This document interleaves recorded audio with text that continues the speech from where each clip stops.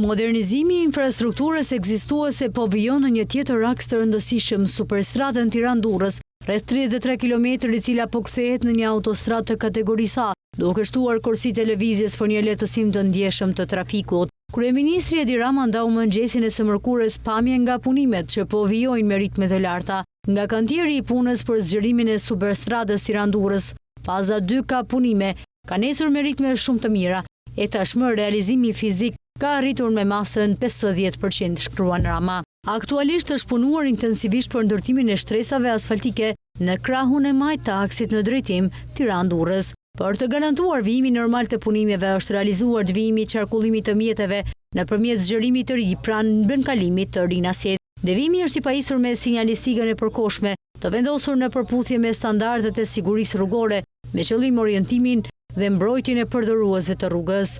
Në vijim, puimet do të përqendrohen në krahun e djathtë të këtij segmenti, ku do të nisë ndërtimi i shtresave asfaltike si pjesë e zbatimit të plotë të projektit të zgjerimit të kësaj rruge me rëndësi strategjike për lidhjen ndërmjet dy qyteteve kryesore të vendit. Punimet për zgjerimin e trupit të rrugës nga dy korsit në secilën anë, ku njëra korsi do të shërbejë për emergjencat, duke bërë superstradën në përfundim të punimeve me nga 4 korsi në secilin drejtim, nisën vitin e kaluar. Superstrada Tiranë-Durrës, e njohur në vend që për viteve 90 si autostrada, fillon nga mbikalimi i Kamzës deri tek ura e Dajlanit. Është një nga arteriet kryesore më të rëndësishme të vendit, e cila lidh dy qendrat më të mëdha administrative, industriale, kulturore dhe turistike të Shqipërisë, si dhe korridoret Veri-Jug dhe Lindje-Perëndim.